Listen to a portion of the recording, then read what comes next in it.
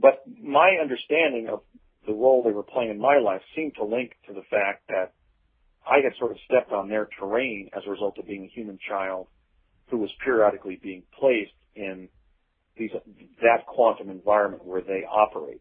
I mean, the most advanced so-called extraterrestrials visiting us are in fact interdimensional beings who are not reaching us via spaceships, but reaching us via time ships. So when I began to map my extraterrestrial contact experiences, I began to see that they dovetailed with my experiences in Project Pegasus. And in fact, I even researched the question of whether or not my memories of being in Project Pegasus resulted from the implantation of memories during alien contact. And I determined that that was not the case, not only because I developed whistleblower accounts that the Project Pegasus existed and it involved the research and development of time travel technologies by the U.S. government, but that I was in it as one of the American school children caught up in it. I also found an artifact that I left in New Mexico at one of the project locations with the intent to go back and dig out of the ground. So I actually left something in New Mexico that allowed me to reality test my involvement in the project when I was on it. But I must acknowledge that I had conventional ET contact experiences from early childhood, just as I've had many other types of paranormal experiences. I mean, I'm an experiencer. Well, I mean, one of the things my father witnessed when I was 3 years old, I was levitating a small group of toys about 3 feet off our rec room at our home in New Jersey. So I've had virtually every form of paranormal experience. And to be true to what I've experienced in my life, I simply have to share that fact.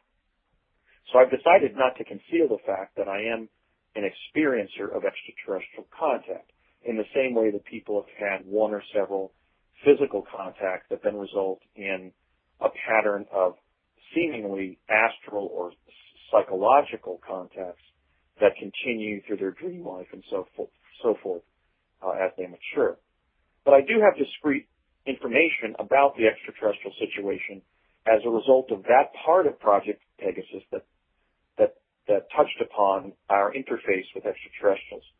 For one thing, there was a lecture about the extraterrestrials. You know, in the program, we were being trained for our experiences in the project. There was a lecture describing the 4 types of extraterrestrials that are contacting us frequently, namely the Greys, the so-called tall Greys, the reptilian/amphibian type, and then the Nordics, the tall, attractive-looking blondes with blue eyes that are actually larger than human beings.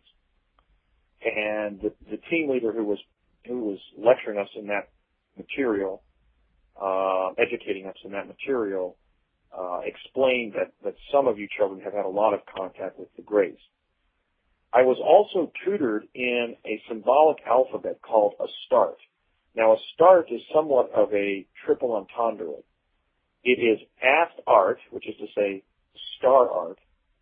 It is a start. It basically introduces the child to a system of mathematical logical notation that governs their thought processes in a sort of a cosmologically seamless way, sort of a cosmologically, mathematically consistent way, allowing them to reason on a higher level with greater accuracy. And it was also a veiled reference to Astarte, who was the goddess of the Hermetic tradition, going all the way back to ancient Sumer, in which young people were have been given specialized training in childhood to then become future leaders of human society.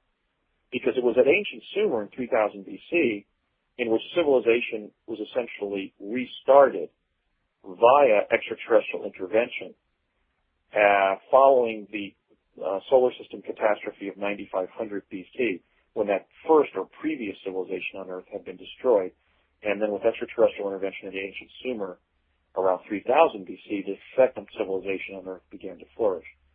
So this system of basically of mathematical logical symbols was a NASA derivation of a Hermetic alphabet that was the legacy of that extraterrestrial Sumerian collaboration around the year 3000 BC that created that golden age in human civilization that was so positive that we now call the nicest season of the year summer, in a reference to Sumer and the time when civilization really began to flourish on Earth with the introduction of mathematics and writing and agricultural science and so forth, where human beings could live a good life, and enjoy the summer and the other seasons by having a quality of life and having their needs met by, intelligent, collaborative industry on the surface of the earth. So as one of the child chrononauts in Project Pegasus, I was privileged to participate in tutorials where that alphabet was inculcated in me. Initially, it was a group of about 250 symbols that I learned in a tutorial with a man by the name of Joseph Humer, who was essentially a special educator in my school district. But then later, during one of the summers in New Mexico, I then had to memorize several thousand of those symbols. And these are just basic little schematic-like symbols. For example, a circle with a dot in it represents Earth, because when you come into our solar system from outside our solar system, Earth is just a tiny little dot in front of the sun. And let's say the Hopi symbol, where you have a circle with a diameter across it, and then a line going from the midpoint of the circle up to the circumference of the circle, represents civilization, because you're establishing a structure on the surface of the spherical planet. So I know that the U.S. government was preparing for alien liaison and the creation of a cadre of communication officers to these extraterrestrial civilizations that they knew were beginning to visit Earth, because I was being trained in the very language that would be used to communicate with the extraterrestrials. And in fact, those more advanced. Who were you being trained by? I was being trained, again, by special educators under DARPA who were attached to Project Pegasus. So, for example, there's a secret lab under the auxiliary gym at the Los Alamos Public High School. So in one of those summers in New Mexico, my dad and I were living in White Rock, and then, we had teleported there, and we'd be teleporting at the end of the summer to the afternoon of the day we had left in New Jersey. So I had these 4 time loops where I took part in specialized training in New Mexico. And the focus, almost the entire focus of one of those summers, was a set of training exercises in alien-human liaison.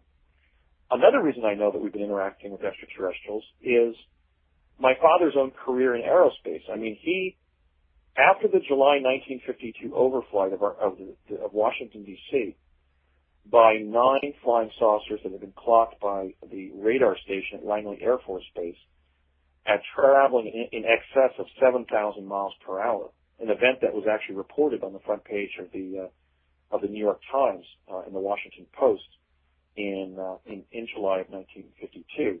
My dad was working for Okanite Company in Paramus, New Jersey, and a military officer, I believe it was an Army officer, actually came to his desk and ordered him to report the next Monday to Curtiss Wright Aeronautical Company in Woodridge, New Jersey, where he was then attached to one of the compartmentalized divisions that was designing the ramjet for Curtiss Wright.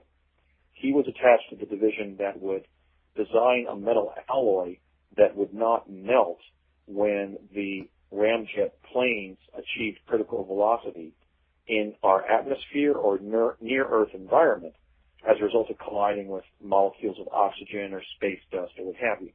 So my dad was under tremendous stress there in the mid-50s trying to find an alloy to allow us to create a space plane to try to chase the extraterrestrials out of our atmosphere and near Earth environment. So my own father's career in aerospace was initiated by whatever threat potential the extraterrestrial presence had made itself evident by 1952. I also know that we've been in liaison with at least one extraterrestrial species, because when I was in New Mexico during one of those summers,